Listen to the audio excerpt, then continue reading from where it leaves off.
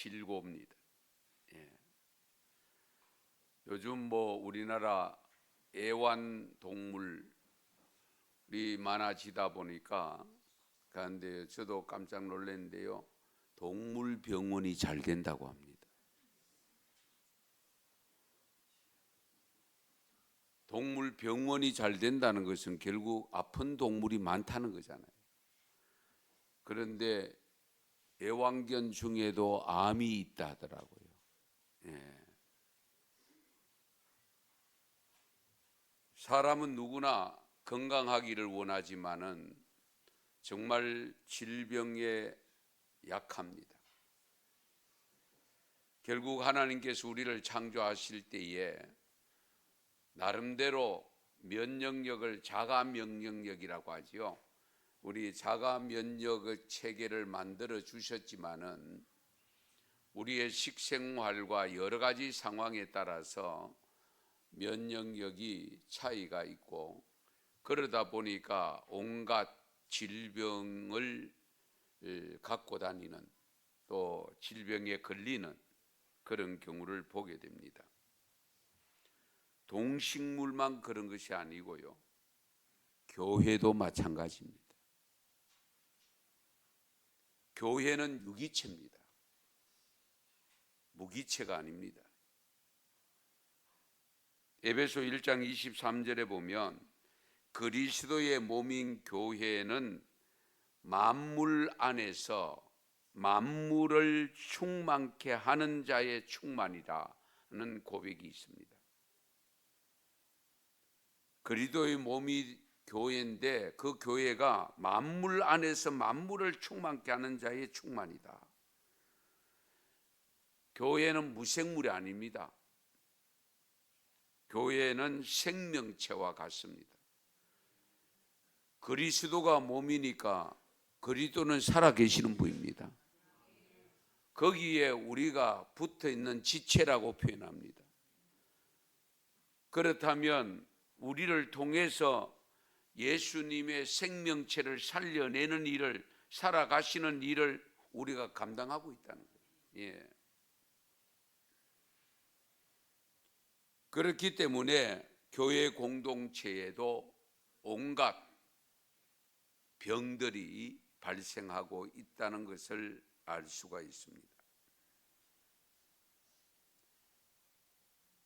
교회를 예수님의 몸이라는 표현을 쓰면서도 우리가 그 실제적으로 이 실감하면서 사는 경우가 아마 많지 않을 겁니다. 예.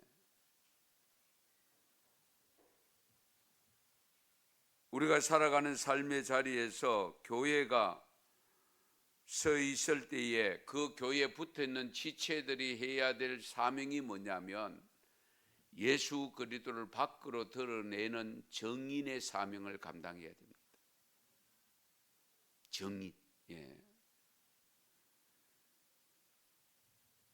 교회가 유기초로서 어쨌든 성장해야 되고 성숙해야 됩니다. 양적인 것을 우리가 성장이라고 하고 질적인 것을 성숙이라고 표현합니다.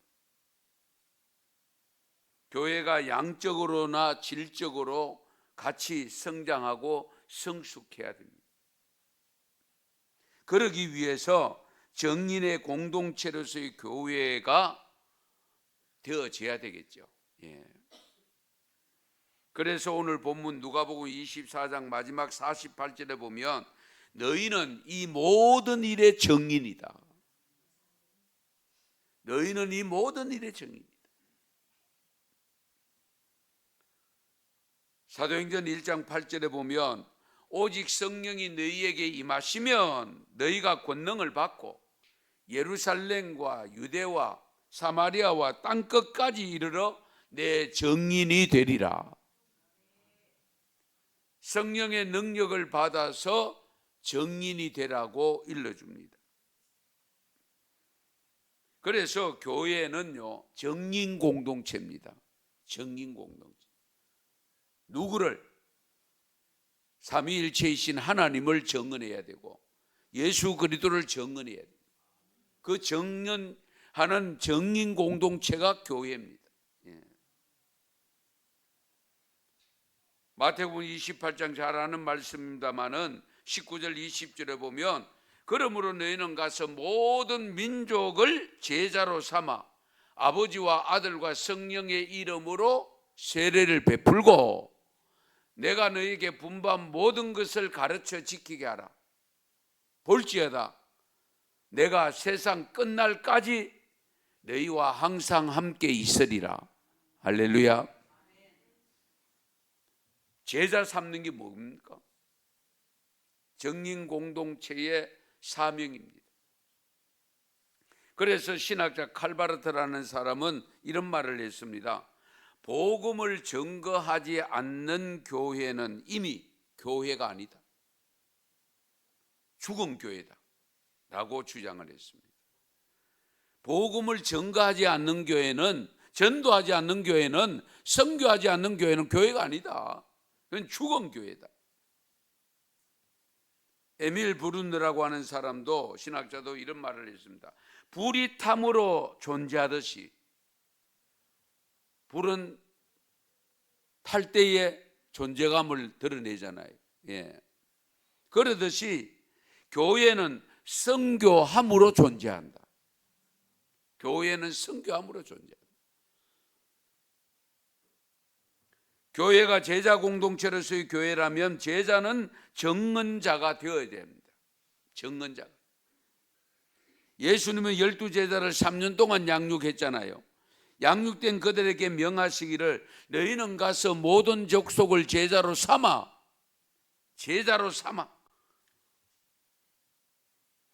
그 제자 삼기 위해서는 반드시 정언을 해야 되거든요. 정인이 돼야 됩니다. 그래서 그 제자로서의 사명을 정인 공동체로서 잘 살 수 있도록 하기 위해서 내가 가면 성령을 보내주신다고 했고, 너희가 이 성령을 받기 전까지는 이 성을 떠나지 말아라. 그 약속대로 여러분 잘 아시는 마가다락방에서 120명이 모여서 매일 같이 모여 기도할 때에 오순절 날에 성령이 임했고, 그 성령이 임하고 난 다음에 베드로가 설교를 했을 때에 신자가 몇 명 됐죠? 3,000명. 엄청난 거잖아요. 지금도 3,000명 그러면 대형교회에 속하는데 한번 생각해 보세요. 그 당시에 3,000명이 회개하고 돌아왔다. 엄청난 거잖아요. 예.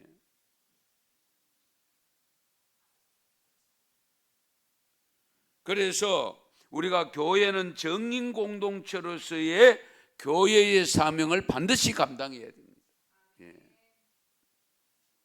교회가 십자가를 상징으로 사용하고 있다면 그 십자가가 왜 존재하는가에 대해서 정언해야 되잖아요. 왜 교회는 십자가냐? 그러면 묻는 사람들이 있을 때 대답을 해야 되죠. 가르쳐 줘야 될 거 아닙니까? 그 십자가를 이야기하다 보면 주님을 이야기하게 되고, 주님을 이야기하다 보면 하나님을 이야기하게 되고, 하나님을 이야기하면 그것이 바로 정언이 되는 겁니다. 그러면 우리가 구체적으로 무엇을 구체적으로 정언해야 될 것인가? 그것을 조금 세부적으로 말씀드릴게요. 첫째는 구원자이신 하나님을 정언해야 됩니다. 구원자이신 하나님입니다. 구원자이신 하나님. 우리는 하나님은 창조주 하나님, 사랑의 하나님 이렇게 생각하는데, 궁극적으로 하나님은 구원자가 되신. 물론 여기서 말하는 하나님은 삼위일체이신 하나님입니다. 성부 하나님, 성자 하나님, 성령 하나님, 위격은 다르나 동일하신 분이다. 할렐루야. 이것이 삼위일체 하나님입니다. 왜 하나님을 믿어야 되느냐? 왜 예수님을 믿어야 되느냐? 이사야 43장 11절에 보면 나 곧 나는 여호와라, 나 외에 무엇이 없다고요? 구원자가 없다. 나 외에 구원자가 없다. 구원자는 오직 유일하게 하나님 한 분밖에 없다. 예. 삼위일체이신 하나님. 우리가 믿는 하나님이 구원자가 되시기 때문에 우리의 증거를 해야 할 때에 구원자이신 하나님을 증언해야 된다.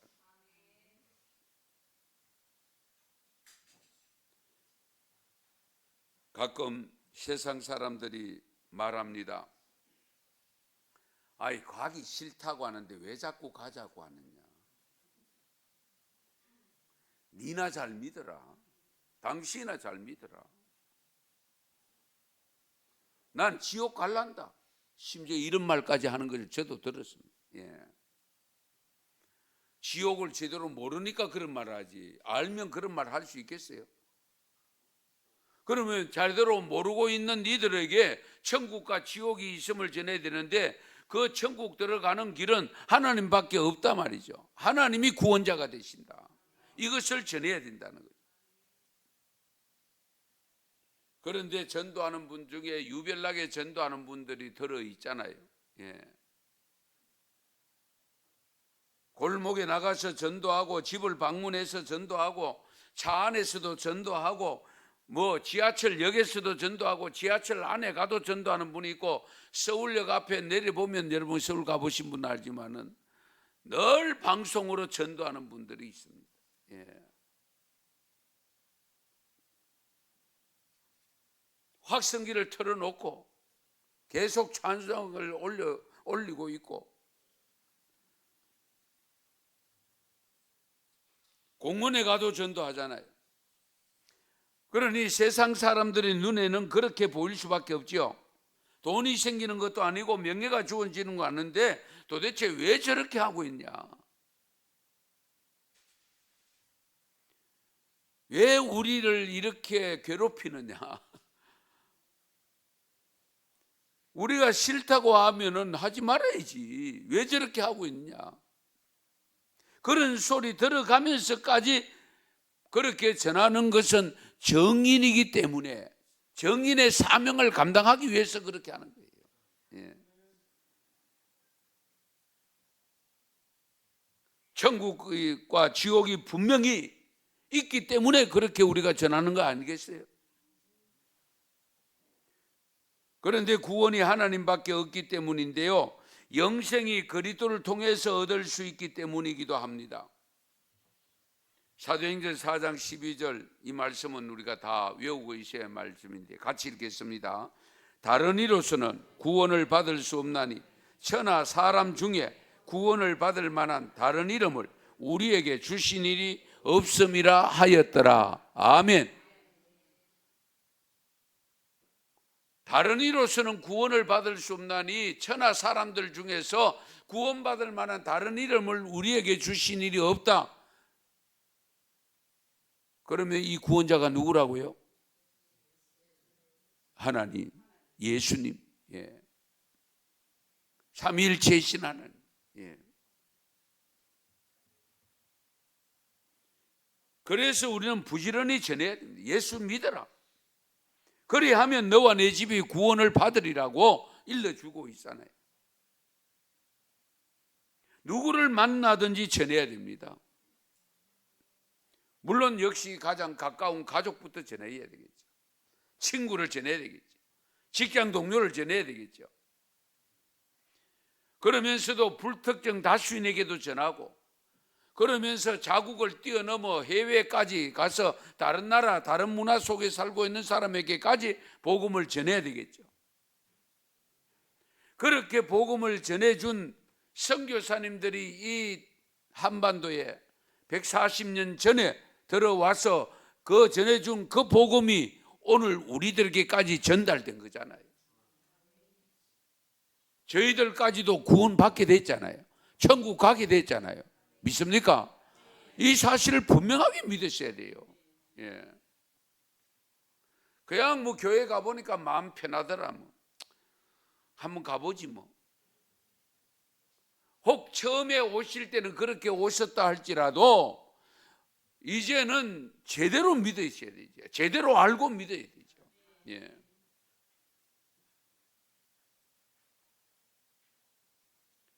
로마 제국이 기독교를 핍박하던 시대에 65년도에서 313년 그 산물인 산 칼리스토 카타콤베, 여러분은 지하 묘지 아실 겁니다. 그 입구에 가면 많은 유물들이 전시가 되어 있는데 그 중에 많은 순례자들의 시선을 집중하는 한 여인이 로마 군인에 의해서 칼에 맞아 죽어가면서 손가락을 이렇게 내미는 그런 장면, 그 그림이 있습니다. 이 여인이 로마 군인에게 피살당하면서 죽음 직전에, 이것은 평소에 그 여인이 삼위일체 하나님을 강조했다는 겁니다. 그러다 보니까 나는 이 하나님을 믿고 간다, 너희들도 믿어라, 그런 뜻이겠죠. 죽어가면서 그 로마 병사들이 군인들에게 이 세 손가락을 제시를 했다. 저와 여러분도 이 성도같이 정말 생명 걸고 정언해야 되지 않겠어요? 생명 걸고. 예. 부활의 소식을 나만 알고 있으면 안 되잖아요. 천국에 나만 들어가도 안 되잖아요. 그렇게 사랑하는 남편도 들어가야 되고 자녀도 들어가야 되고 아내도 들어가야지. 나를 그렇게 사랑해 주던 부모님도 들어가셔야지요.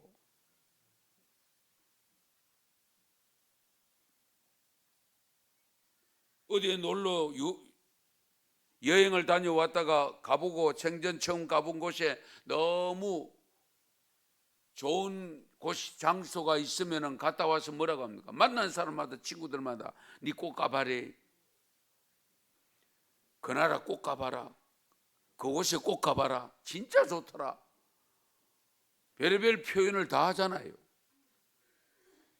그렇다면 적어도 저와 여러분들이 예수 그리스도를 구주로 믿고 천국을 들어가는 구원받는 영생을 얻는 것이 확실하다면 우리가 누구에게든지 어디예요? 정언해야 되겠죠. 적어도 예수를 믿지 아니하고 구원을 모르는 분들을 만나면 내가 믿는 하나님을 증거하고 내가 믿는 천국을 증거하고 정언해서 그들로 하여금 관심을 갖게 만들고 그들로 하여금 구원받게 만들어야 돼요. 아무쪼록 구원자는 삼위일체이신 하나님밖에 없음을 믿으시기 바랍니다. 증거하시기 바랍니다. 그 다음에 두 번째 증언해야 될 내용이 뭐냐면 여호와 외에 다른 신이 없음을 증거해야 돼요. 우리는 온갖 잡신이라고 표현합니다마는 하나님 외에 다른 신은 없어요. 다른 신이 있다면 사람이 만들어 놓은 신입니다. 아시겠어요? 사람이 만들어 놓은 신이에요. 예. 자기가 만들어 놓고 그걸 신이라고 섬기고 있습니다. 우리가 이성이 제대로 박히면 정말 웃기는 이야기 아닙니까? 예. 잘 생각해 보세요. 이사야 43장 오늘 12절 말씀을 보시면 내가 알려주었으며 구원하였으며 보였고 너희 중에 다른 신이 없었나니 그러므로 너희는 나의 증인이요 나는 하나님이라 여호와의 말씀이니라. 할렐루야. 말씀 잘 보세요. 내가 알려주었다, 구원하였다, 보였다, 너희 중에 다른 신이 없다.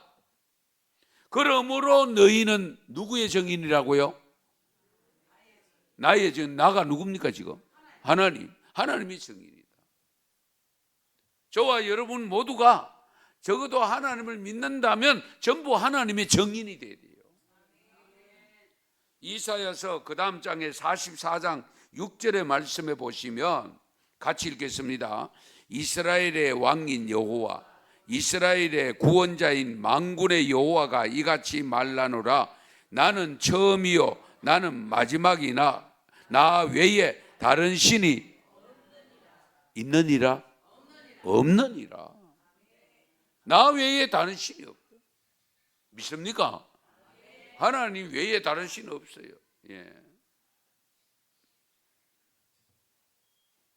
그래서 영어로 하나님을 표현할 때에 영어가 뭐죠? God, God. 그런데 하나님이라는 단어에 쓰는 god는 G자가 늘 대문자입니다. 세상 사람들이 자기들이 말하는 신 이야기하고 할 때에 그때는 소문자입니다. 예. 이것은 무엇이냐면은 일반 신과는 분명히 구별된다는 의미입니다. 예. 그냥 소문자로 써놓으면은 그냥 뭐 자기들이 생각하는 신으로 생각하지만은 우리가 하나님이라는 표현을 할 때는 항상 대문자입니다. 지자가 대문자입니다.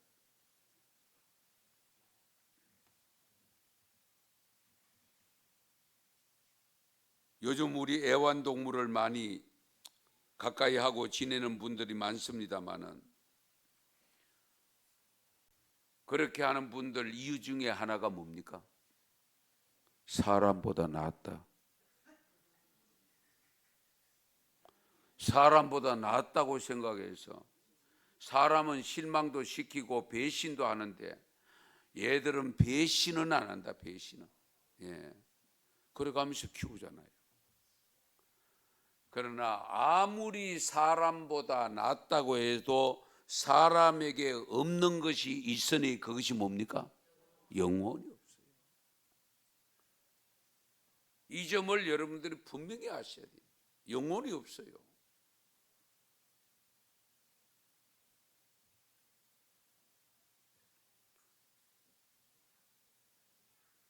그러므로 자신들이 섬기는 신이 나름대로 자기들이 생각하는 것보다 더 나은 것이 나타난다 할지라도 만물을 창조하시고 영적 세계도 창조하시고 만물을 다스리는 그 하나님, 다른 모든 영계도 다스리는 하나님 한 분밖에 없어요.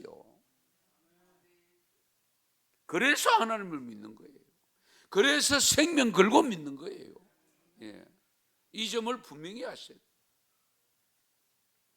그래서 오늘 본문에 의해서 그 이사야 44장 8절에 이런 말씀이 있습니다. 같이 읽습니다.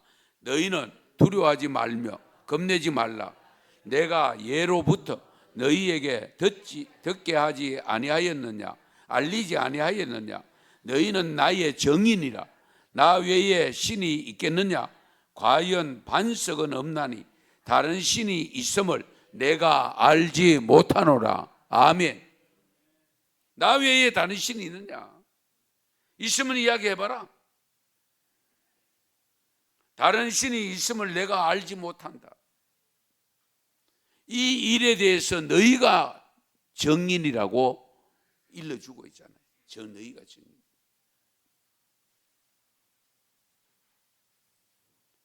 아무쪼록 여호와 외에 다른 신이 없음을 반드시 믿으시고 증거하시기 바랍니다. 그 다음에 세 번째는 만물을 창조하시기 전부터 계셨던 하나님을 증거해야 됩니다. 예. 우리가 믿는 하나님은 누구로부터 만들어진 분도 아니고 누가 만든 분이 있는 것이 아니잖아요. 스스로 존재하는 분입니다.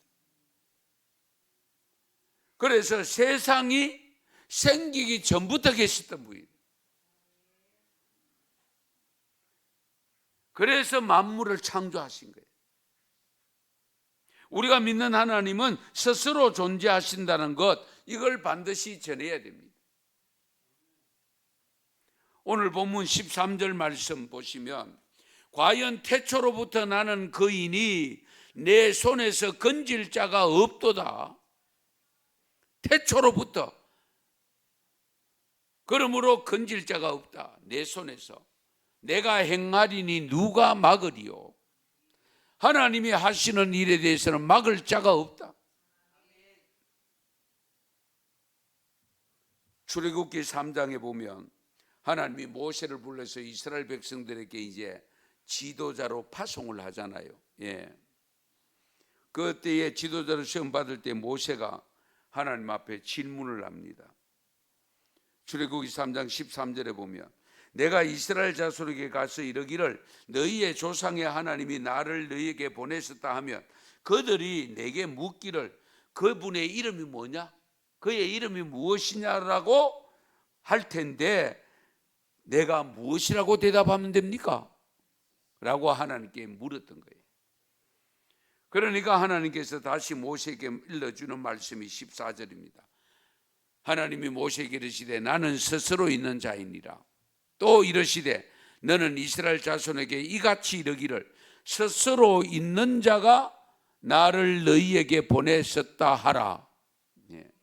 이게 모세의 입장에서 하신 말씀이잖아요. 스스로 있는 하나님이 나를 너희에게 보내셨다 그렇게 이야기해라. 그런데 예수님을 두고도 기록한 내용 중에 보면 예수님이 창조 이전에 계셨고 하나님이 창조하실 때에 함께 하셨다는 것을 강조하고 있습니다. 요한복음 1장 1절입니다. 같이 읽습니다. 태초에 말씀이 계시니라. 이 말씀이 하나님과 함께 계셨으니 이 말씀은 곧 하나님이시니라. 아멘. 여기 보세요. 태초에 말씀이 계셨고 이 말씀이 하나님과 함께 계셨다. 이 말씀은 곧 하나님이시다. 상식적으로 이해하기 힘들죠. 그런데 이 말씀이 하나님과 함께 계셨다고 했습니다. 여기 계신 분이 누구냐? 예수님을 가리킵니다. 예수님을 가리킵니다. 그래서 2절에 보면은 그가 태초에 하나님과 함께 계셨고 태초에 하나님과 함께 계셨다. 이 세상 만물이 창조되기 전에부터 하나님과 함께 계셨다. 그러면서 요한복음 1장 14절이 또 있습니다. 14절 같이 읽습니다. 말씀이 육신이 되어 우리 가운데 거하시며 우리가 그의 영광을 보니 아버지의 독생자의 영광이요 은혜와 진리가 충만하더라. 아멘. 말씀이 육신이 되어 오신 분 누구라고요? 예수님. 이것을 한문으로 도성인신했다. 들어보셨죠? 도성인신. 말씀이 육신이 되어 인간의 몸을 입고 오셨다 하는 것을 나타내는 단어입니다.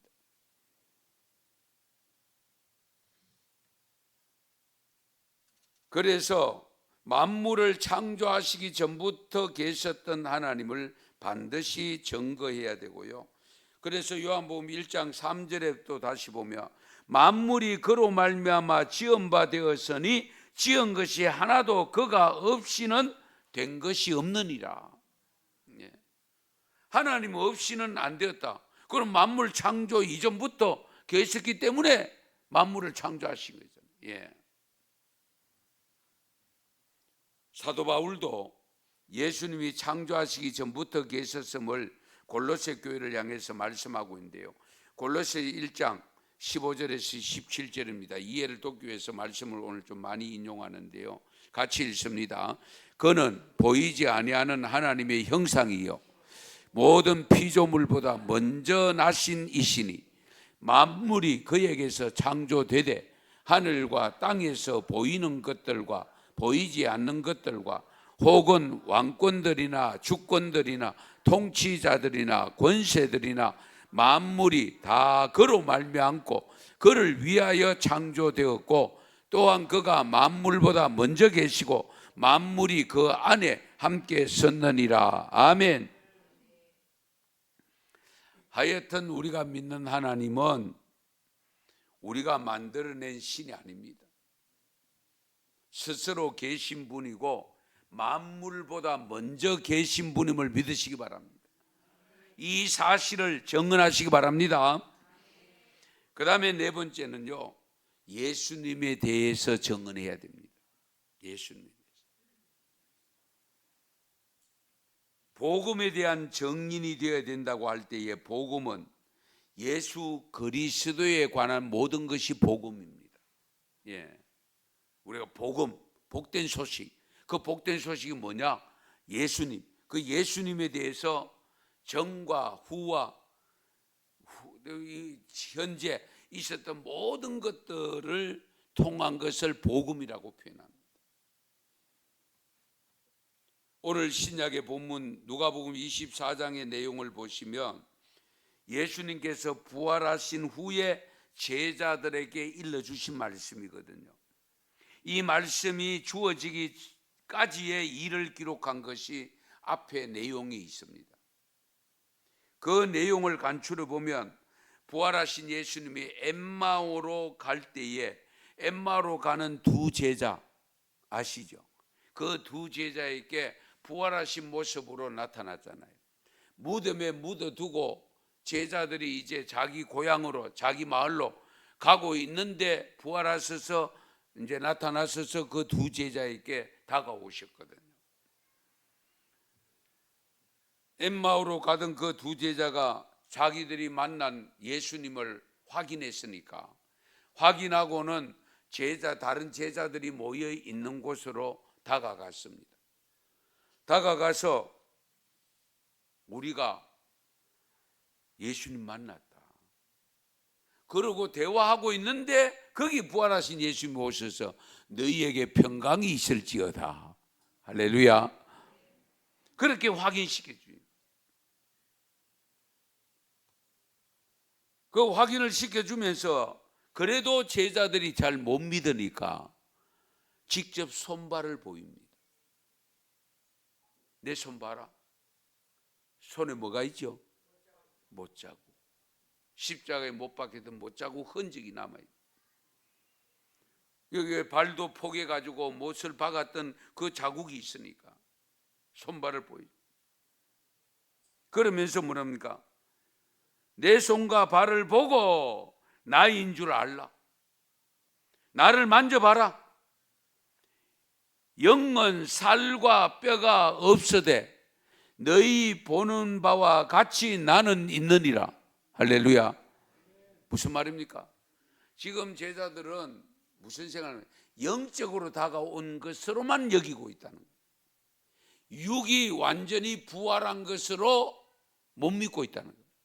그냥 영적인 존재로 그냥 상이 나타난 것으로 여기고 있다. 내 손발 봐라.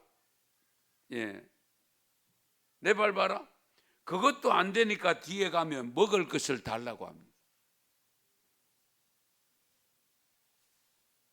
그러니까 무슨 먹을 것이 없냐? 그때 구운 생선 한 토막을 드립니다. 그러니까 그 생선을 꿀꺽 다 삼켜버려요. 다 잡숴버려요. 그러니까 부활하신 예수님이 실제적으로 존재하시는 분이다 하는 걸 알게 됩니다. 예. 믿을 수밖에 없잖아요. 이 정도 확신을 시켜주셨으면. 그러면 이 사실을 기록해놓은 성경을 보고 저희들이 믿고 있는 이 믿음은 어떤 믿음이 됩니까? 제자들이 확인한 것을 기록해 놓은 이 말씀을 믿는다면 우리도 부활했을 때에 어떻게 되어지는가를 확인하면서 믿어야 되지 않겠어요? 그 믿음 가지고 우리가 정인의 사명을 감당해야 된다. 이 사실을 분명해야 돼요. 그래서 오늘 하신 말씀, 우리 예수님이 십자가에 달려 돌아가시기 전에 제자들에게 일러주셨던 내용을 상기시키고 있는데요, 44절에서 47절 말씀을 보시면 같이 읽습니다. 또 이르시되 내가 너희와 함께 있을 때에 너희에게 말한 바 곧 모세의 율법과 선지자의 글과 시편의 나를 가리켜 기록된 모든 것이 이루어져야 하리라 한 말이 이것이라 하시고, 이에 그들의 마음을 열어 성경을 깨닫게 하시고, 또 이르시되 이같이 그리스도가 고난을 받고 제3일에 죽은 자 가운데서 살아날 것과 또 그의 이름으로 죄사함을 받게 하는 회개가 예루살렘으로부터 시작하여 모든 족속에게 전파될 것이 기록되었으니. 아멘. 이미 구약에 예언되어 있었다. 시편에도 예언되어 있었다. 그가 바로 내다 내. 사람들의 믿음이 참 쉽지 않다는 것을 우리에게 가르쳐 주지 않습니까? 3년 동안 따라다녔던 제자들, 분명히 십자가에 달려 돌아가기 전에 말씀하셨고 성천하시면서까지 말씀하셨는데 달려 돌아가기 전에도 일러줬는데도 불구하고 실제적으로 살아오셨으면 야 진짜네 하고 막 안기고 해야 되지 않겠어요? 생각해 보세요. 그런데 멀뚱멀뚱하게, 그러다 보니까 예수님께서 손발을 보여주고 먹을 거 없는 아이가 먹을 걸 달라 아이가 직접 식사하는 것을 먹는 것을 보여주니까 그때서야 이제 조금 믿는 이런 현실을 바라보면서 오늘날 이런 현상조차도 보지 못하고 기록된 성경만 믿고 살아가는 믿음을 요구할 때에 쉽겠느냐는 겁니다. 쉽지 않습니다. 그러므로 여러분에게 이와 같은 믿음이 있으면 그것이 가장 큰 복임을 믿으시기 바랍니다. 이보다 더 큰 복이 어디 있어요? 생각해 보세요. 예. 그러므로 저와 여러분은 육신의 죽음도 두려워하지 않잖아요. 어떤 분은 빨리 죽고 싶다 해야 빨리 천국 가고 싶다 해요. 예. 그렇잖아요. 사실은 이 땅에 살고 있는 삶 자체가 고생 아닙니까? 고난이잖아요. 그러나 우리가 살아있다는 것은 무엇이 있다? 사명이 있다는 겁니다. 할렐루야. 그 사명이 뭐냐? 제일 첫째 되는 사명이 정인의 사명입니다. 정인의 사명. 이 사명 감당하는데 우리 생명을 바쳐야 돼요.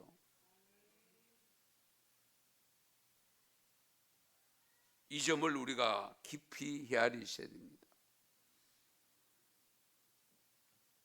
우린 자꾸만 나의 사명으로 받지 아니하고 다른 사람에게 미루는 경향이 없지 않아 있습니다. 오병이의 기적을 베풀 때도 비슷한 말씀이 있는데요. 베세다 들판에서 하루 종일 말씀을 들으면서 따라다니던 백성들이 이제 배가 고픈 시간이 되었는데 아직 집으로 갈 때는 멀었고 집으로 가는 시간도 상당히 많이 소요가 되어지고 이제 걱정이 돼서 제자들이 이곳은 빈들입니다. 때도 저물었습니다. 무리들을 보내어서 마을로 들어가 뭐 먹고 싶은 거 사 먹게 해주세요. 시간 주세요. 그때 예수님께서 하신 말씀이 너희들에게 뭐 먹을 거 없냐? 그렇게 묻습니다. 갈 것 없다. 너희가 먹을 거 줘라.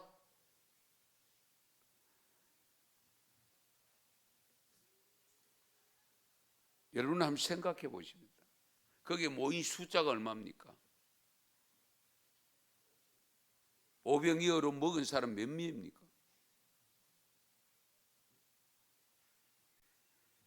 그 5천 명이 넘는 사람들이 있다는 걸 한번 생각해 보세요. 저 많은 사람이 어디 가서 어떻게 먹을 것을 구하겠습니까? 그런데 이 제자들도 몇 명 안 되는데 갖고 있어봐야 뭐 1인분 도시락 자기 먹을 거 갖고 있다도 12인분밖에 없잖아요. 갈 거 없다. 너희가 먹을 거 줘라. 이상할 수밖에 없잖아요. 그런데 1인분의 도시락이 그렇게 만들 줄 누가 알았겠어요? 그러므로 이 일에 너희가 정인이다. 너희가 정인. 그런 의미에서 저와 여러분이 신앙생활을 살아가면서 늘 가까이에서 주님을 만나는 믿음이 되어져야 됩니다. 내가 만난 믿음이 돼요. 그렇잖아요. 내가 보고 내가 확신하고 내가 만났을 때에 확고하게 정언할 수가 있지, 들은 말씀 가지고 그냥 카다라크는 가지고는 정언할 수가 없잖아요. 예. 내가 경험이 확실해야지. 내가 체험이 있어야 돼요. 예. 그래서 여러분 신앙은요, 반드시 성령을 받으셔서 삶의 자리에서 주님이 나를 어떻게 만나 주시고 있고 나의 삶을 어떻게 지도하고 간섭하고 계시는가를 수시로 체험하고 경험하는 신앙이 되시기 바랍니다. 그래야 참된 정언자가 될 수 있습니다. 그거 없으면 정언이 안 돼요. 제가 여러분에게 묻겠습니다. 질문, 대답은 알아서 하십시오. 우리가 믿는 하나님만이 구원자이심을 믿습니까? 여호와 외에 다른 신이 없음을 믿습니까?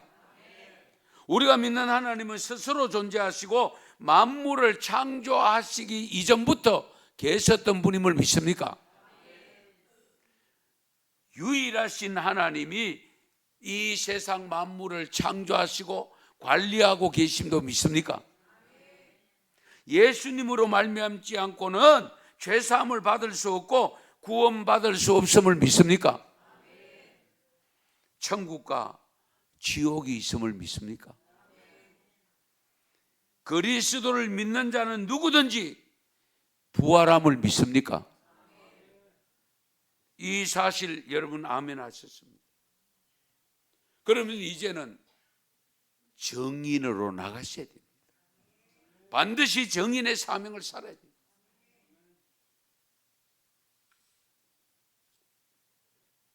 우리가 어느 때든지 때를 얻든지 못 얻든지 증거해야 됩니다. 정인의 사명을 반드시 감당하셔야 됩니다. 믿는데도 왜 전도가 어렵고 선교가 어렵습니까? 전도를 하고는 싶으나 마음먹은 대로 잘 되지 않는 이유가 뭡니까?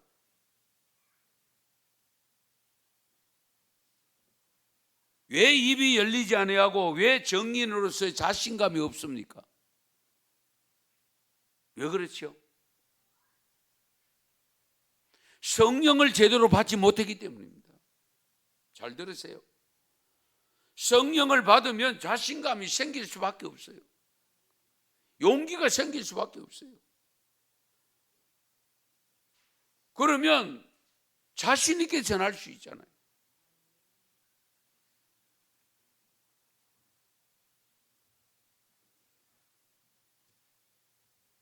오늘 신약의 본문 49절을 같이 읽습니다. 볼지어다 내가 내 아버지께서 약속하신 것을 너희에게 보내리니 너희는 위로부터 능력으로 입혀질 때까지 이 성에 머물라 하시니라. 아멘. 너희는 위로부터 능력을 입혀질 때까지, 이 능력이 무슨 능력? 성령의 능력입니다. 반드시 이 능력을 받을 때까지 이 성에 머물라.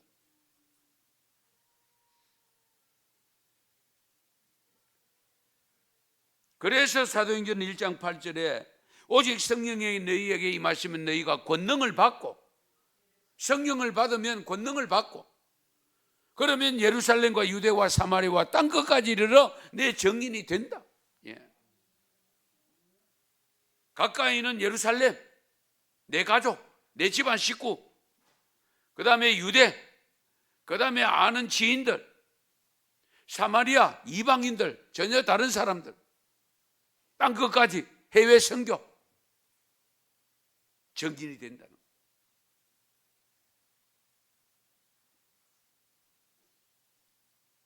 그런데 말재주로 정언하는 거 아닙니다. 나는 말을 잘 못한다, 그런 표현을 쓰는 분이 가끔 있습니다. 말 잘해서 전도되는 게 아닙니다. 예. 청산유추같이 해놔도 전도 안 되는 경우는 안 됩니다. 고린도전서 2장 4절에 보면 내 말과 내 전도함이 설득력 있는 지혜의 말로 하지 아니하고 다만 성령의 나타나심과 능력으로 하여, 할렐루야. 이 사도 바울이 고백한 거잖아요. 위대한 사도 바울이 고백한 겁니다. 내가 전도하는 거, 지금 선교 다니는 거, 내 말과 내 전도함이 설득력 있는 지혜의 말로 하지 아니했다. 다만 성령의 나타나심과 능력으로 하여, 할렐루야. 이 귀한, 이 중요한 부분입니다. 그래서 여러분들이 전도를 나갈 때에 내가 말을 잘해서 전도를 잘 되게 그 생각하지 말고 성령이 내게 함께 하셔서 성령을 통해서 내 입을 통해서 말씀을 하게 하시고 그 능력으로 그들에게 감동을 달라고 기도하셔야 돼요. 예. 마태복음 10장 19절 20절 또 이런 말씀이 있습니다. 같이 읽습니다. 너희를 넘겨줄 때에 어떻게 또는 무엇을 말할까 염려하지 말라. 그때에 너희에게 할 말을 주시리니 말하는 이는 너희가 아니라 너희 속에서 말씀하시는 이 곧 너희 아버지의 성령이시니라. 아멘. 내가 전도하는 것 말 잘하셔야 됩니다. 이 점도 꼭 기억하시기 바랍니다. 한마디를 말을 듣고 돌아오는 경우가 있습니다. 예. 성령께서 하시면은 내가 생각하는 저 사람 되겠나 싶은데 성령이 역사하면 돼요. 그런데 내가 생각할 때 충분히 빨리 따라올 것 같은데 안 돼. 왜? 성령이 역사하지 않으면 안 돼요. 교회는 정인 공동체로서의 사명을 능히 감당해야 됩니다. 건물도 중요하고 장소도 중요하고 여러 가지 처소도 중요하고 환경도 중요하지만은 더 가장 중요한 것은 정인 공동체로서의 교회가 되어 있는가가 중요하다. 그래서 계속 전도하고 선교해야 되는데요. 부활의 이 엄청난 기쁜 소식, 성탄절 이상으로 기쁜 소식 아닙니까? 그냥 미지근한 신앙으로 예배를 제대로 드리지 못하는 분들을 먼저 찾아내야 되지 않겠습니까? 여러분 주위에 믿다가 낙심한 자들을 이렇게 세워야 되지 않겠습니까? 예, 그냥 있으면 안 되죠. 왜? 언제 무슨 일을 당할지 몰라요. 언제 어떤 일이 주어질지 모르잖아요. 예. 제가 앞에 선창 구호를 하면 여러분 뒤에서 나오는 자막에 아마 뜨지 싶은데요. 그것을 한번 외치고 말씀을 마무리할게요. 무조건 전도합시다 하면 여러분 따지지 말고 합시다. 혹시 이 내용 없어요? 이 내용은 없는 모양입니다. 무조건 전도합시다 하면 여러분 따지지 말고 합시다. 무조건 전도합시다. 무차별 전도합시다 하면 가리지 말고 전도합시다. 아시겠어요? 무차별 전도하십시다. 무시로 전도하시다 하면은 매 순간이 기회입니다. 아시겠어요? 이제 나옵니까? 예, 무시로 전도합시다. 무릎으로 전도합시다. 무한을 당해도 전도합시다. 무수히 전도합시다. 무서워 말고 전도합시다. 무한대로 전도합시다.